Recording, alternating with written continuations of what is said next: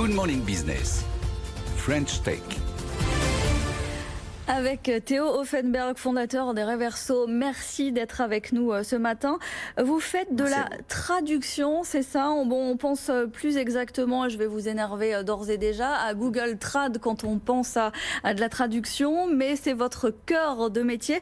Et justement, je voudrais, avant qu'on revienne sur votre activité, vous entendre sur cette offensive de l'Union européenne en matière de réglementation, en matière de règlement. Ça y est, en position de marche face à la concurrence des GAFAM. On ne les a pas nommés dans ces projets, mais ils sont directement visés. Est-ce que c'est suffisant pour faire face? Écoutez, on attend, en tout cas c'est bien qu'il y ait des initiatives, que le commissaire européen breton prenne des initiatives et lui qui est quelqu'un qui vient de l'industrie, donc on pense que c'est quand même bien d'avoir quelqu'un qui comprend un peu l'industrie, les technologies qui prennent la main. Maintenant, on va voir ce que ça va donner, parce que jusqu'à présent, il y a eu beaucoup d'effets d'annonce sur les aspects concurrence avec la précédente commissaire Verstappen sur la concurrence, qui n'a pas donné énormément de choses.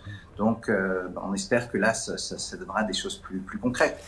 L'objectif pour nous, c'est pas que ces géants aient des amendes, c'est que le marché soit plus fluide.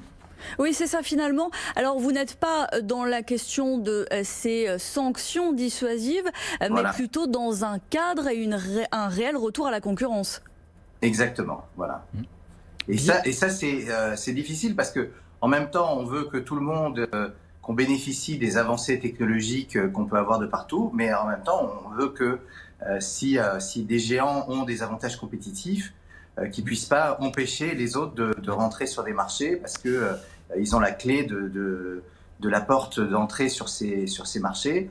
Notamment, on pense à Google par le moteur de recherche, qui fait que quand vous arrivez sur Google, même si vous cherchez quelqu'un, vous allez trouver ce que Google a envie de vous montrer. Ouais. Donc il faut réglementer pour être sûr que Google ne va pas à chaque fois vous montrer des choses qui sont uniquement qui l'avantagent dans tous les sens. Bien, parlons de Reverso, un petit peu de ce qui vous concerne. Alors la société existe depuis plus de 20 ans, Théo, vous nous le confirmez, 21 ans je crois pour être précis. Ça existe depuis 20 ans, exactement. Voilà, leader mondial de la traduction et des applications linguistiques en ligne. Vous lancez Reverso Windows et Reverso Mac, vous vous diversifiez. Qu'est-ce qu'on peut faire aujourd'hui de plus en plus avec de la traduction instantanée finalement? Alors, tout d'abord, donc avec ces nouvelles applications, vous pouvez sur votre poste de travail, donc sur votre Mac ou sur votre...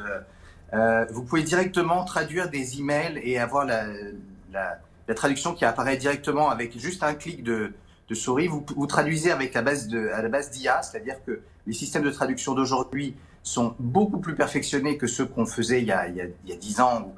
C'est-à-dire que aujourd'hui, vous avez une réponse qui est fluide, vous avez l'impression de lire un texte écrit en langue originale. Oui, il y a plus de nuances, plus de subtilité. Oui, surtout, on est capable de traiter des phrases qui ont l'air en apparence complexes dans une langue. Et en fait, on arrive à tenir compte de l'ensemble du contenu de la phrase et non pas simplement de la juxtaposition de mots comme on pouvait le faire au préalable. L'autre chose qu'on peut faire avec nos applications, c'est quand vous cherchez un mot, une expression idiomatique par exemple, vous allez avoir des traductions variées et des exemples d'usage.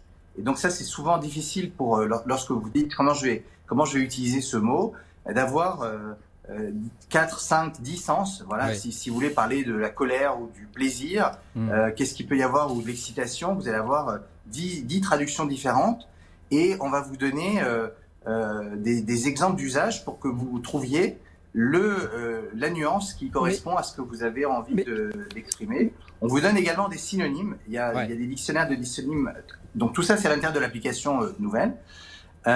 Et tout ça, ça interagit avec vos applications. Donc c'est encore plus facile à utiliser. C'est un clic de souris.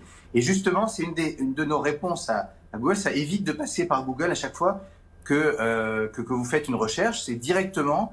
pendant que vous êtes en train de taper, pendant que vous êtes en train de naviguer sur Internet, vous dites tiens, j'aimerais savoir comment on traduit ce paragraphe, ce mot, j'aimerais comment on dit un synonyme de ce mot, etc. Vous avez tout ça à portée de main.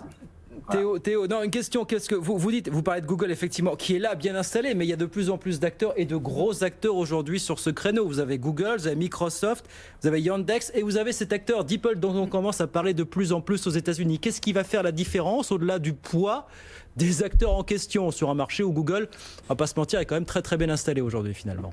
Oui, alors tout d'abord, Google a une part non négligeable. Nous, malgré la prédominance de Google, on a 70 millions d'utilisateurs aujourd'hui, qui est en hausse par rapport à ce qu'on faisait il y a un an, qui est en hausse de 35% par rapport à ce qu'on avait il y a un an. Donc, malgré la prédominance de Google, c'est le fait d'avoir cet ensemble de choses. C'est-à-dire que nous, on propose une application tout en un, dans laquelle vous avez une traduction de qualité, une intégration qui est bien faite, la voix, les synonymes et pour les entreprises, nous fournissons aussi des solutions aux entreprises, la possibilité de traduire des documents en gardant la mise en page qui marche très bien. Mais donc ce que je veux dire, c'est qu'eux aussi savent le faire et eux aussi vont savoir le faire de plus en plus rapidement, Théo. Oui. Mais alors ça se joue sur quoi? Oui, mais si vous voulez, c'est le fait. Il faut de la diversité, c'est-à-dire qu'aujourd'hui, vous avez à un moment donné, il y avait un leadership de Samsung sur les téléphones portables. Aujourd'hui, vous avez Huawei. Demain, vous aurez donc, si vous voulez, il y a un certain nombre de marques qui vont rester. Nous, on pense que c'est un ensemble. Par exemple, pour les entreprises, ce qu'on apporte, c'est le fait de les accompagner dans leur démarche et qu'on est capable de fournir. Donc, on a des grands clients comme Orange ou comme Société Générale, etc. C'est des gens qui ont besoin d'avoir un interlocuteur qui leur fournit des solutions de qualité, adaptées à leurs besoins. Ce qu'aujourd'hui Google ne fait pas. Google ne va pas voir les entreprises pour leur dire vous faites des solutions de traduction personnalisée. Et avec finalement un partage du marché, de ce marché de la traduction. Merci Théo Offenberg, fondateur de Reverso, d'avoir été avec nous.